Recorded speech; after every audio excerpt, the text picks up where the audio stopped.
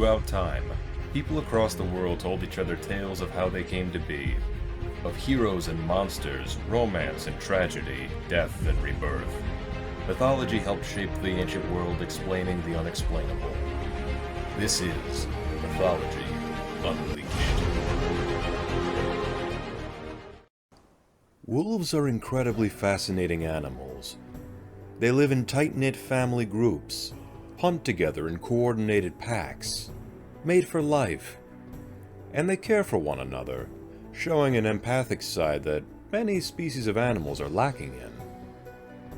They are blessed with great strength, speed, and endurance for their comparatively small size, as well as strong senses of sight, hearing, and smell, making them among the most successful predators in their ecosystem. Found across Europe, Asia, and North America, wolves have fascinated people for thousands of years. They have been revered for their strength, their power, their hunting ability, and their loyalty to each other. But at the same time, they have long been greatly feared, associated with the dark and negative traits such as gluttony, sneakiness, cowardice, and even pure evil. These perceptions, both positive and negative, are reflected in the storytelling of cultures that lived alongside wolves, with wolves appearing in myths, legends, and fables in a number of roles, from heroes and villains, to tricksters and spiritual guides, to even gods and monsters. Though wolves have been demonized, perhaps more so than any other animal on Earth, there are more than a few stories and beliefs that hold wolves in a very positive light. Many times wolves appear in the company of gods. In Norse mythology, a pair of wolves named Giri and Freki sit beside Odin's throne in Valhalla. In Greek mythology, the gods Apollo and Artemis are said to be associated with wolves. The Gallic Celtic figure Cernunnos is depicted being surrounded by forest animals, including wolves. In Japan, where the wolf is significantly less common today, they are seen as protective beings, so long as they are treated with respect. Some legends tell of a culture having wolf ancestry. An Inuit myth tells how the very first man married a she-wolf, their children being born in pairs, one female and one male at a time, and each speaking a different language, and setting out to populate the earth. Mongolian legend claims their ancestors were a blue-maned wolf and a fallow doe, and the warlord Genghis Khan was said to be one of their direct descendants. Turkish mythology tells of a man, the sole survivor of a village, raided by an enemy clan. The leader of the raiders proceeded to cut off his feet and threw him into a lake. A lone she-wolf pulled him out and fed him, restoring him to health and eventually becoming his wife. Together they had 10 sons, each of whom would go on to marry foreign women, the descendants of whom were the very first Turks. Stories of wolf marriages also occur in First Nations and Native American folklore, often bearing a similar narrative to one another. In Lakota mythology, a woman was injured while traveling and was found by a wolf pack that took her in and nurtured her. During her time with them, she learned the ways of the wolves, and when she eventually returned to her people, she used her newfound knowledge to help them survive. In particular, she knew far before anyone else when a predator or an enemy was approaching. Abandoned and orphaned children being raised by wolves is another popular motif, the most famous of which is perhaps the Roman tale of Romulus and Remus.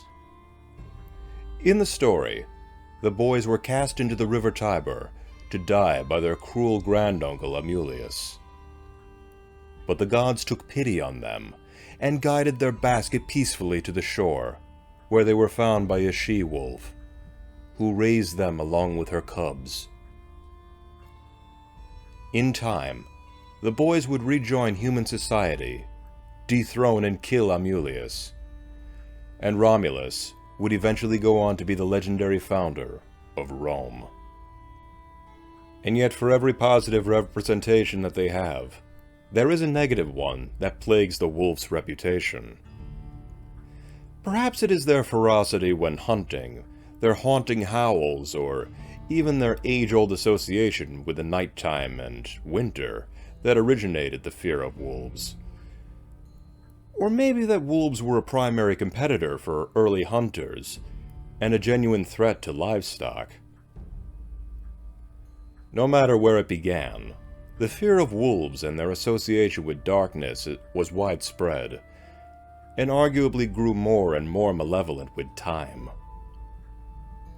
Even mythologies that feature benevolent wolves will have stories of wicked or downright monstrous wolves. The Inuit peoples of North America had the great wolf Amarok, a lone wolf who preyed upon frail and ill caribou, allowing the herd to become healthy once more and enabling mankind to hunt, yet was also known for preying upon hunters foolish enough to go out at night. While Norse mythology has benevolent wolf figures, it also has wolves bent on destruction and chaos. Primary among the destructive wolves is Fenrir, a giant wolf born of Loki and Angrboda, who grew larger and larger every day, and more vicious to boot. The Aesir gods feared him so much that they bound him in an unbreakable tether, where he would remain until the coming of Ragnarok, his rage and ferocity growing with the size of his body. The Norse sagas also tell of a pair of wolves, Skoll and Hati, who perpetually chased the sun and moon respectively. According to prophecy, one day these wolves will catch and consume their quarries, leaving the land in total darkness, and bringing about great catastrophes that shake and rattle the world to its core, freeing Fenrir from his bonds, and allowing him to join in the great battle of Ragnarok, where he will devour Odin, before subsequently being slain himself by Odin's son, Vidar. The wolf was also connected to Rutu, the death spirit of the Sami, and to Kali, the Hindu goddess of death. Christian teachings often demonized wolves, using them as artistic metaphors for greediness, destructiveness, and the powers of evil. The fairy tale character of the big bad wolf originates from Western European folklore and fairy tales, often portraying a gluttonous and cunning figure meant to scare the listener into being cautious and better in behavior. Aesop's fables feature a number of antagonistic wolves, such as in The Boy Who Cried Wolf, where the eponymous character made a number of false alarms about a wolf attacking his sheep, only for an actual wolf to appear later on, and no help would come to the boy, leaving him and his flock to the wolf's appetite. In Grimm's fairy tales, particularly in Little Red Riding Hood and The Wolf and the Seven Young Goats, the wolf utilized deception and manipulation, disguising himself as a trusting figure to the naive and innocent main characters, who in turn overcome the wolf with the aid of an actually trustworthy character.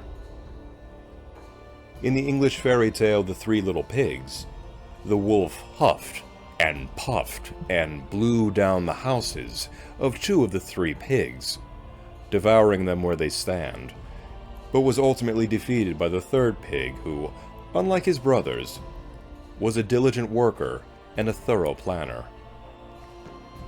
But perhaps the most dangerous and widely feared depiction of wolves in mythology came in the form of the werewolf. Appearing in many cultures dating back as far as ancient Greece, A werewolf is a person who is cursed to transform into a wolf or a wolf-like monster at various points throughout the year. The method in which one becomes a werewolf, when they transform, and how to defeat them is different from story to story. But what is nigh universal is the werewolf's bloodthirst and savagery, killing all who cross their path, human and animal alike. As one of the oldest, most widespread, and subsequently one of the most popular monsters of mythology, the werewolf was a reflection of humanity's innate fear and distrust of wolves, blown up to mythical and terrifying proportions. For thousands of years, people have both admired and feared the wolf. This has been shown in countless myths and legends found wherever wolves have existed. There are stories of wolves acting as protectors to heroes and those in need, caring for the weak and helpless, and accompanying gods and good spirits. But there are also countless depictions of wolves as sneaky and self-serving villains, as threats to one's survival, and even as bloodthirsty monsters. These negative depictions have led to an irrational fear and even hatred of wolves, going so far as mass culls and localized extinction through overhunting. But we must remember that wolves are an important part of this world, keystone species in their respective environments. To lose them would risk ecological imbalance and the loss of one of Earth's most beautiful and fascinating creatures. They can be dangerous, sure, especially when protecting their own. But so can any animal that feels threatened. Keep in mind, wolves are neither inherently good nor evil. They're only animals, doing what they do in order to survive in a harsh and unforgiving world.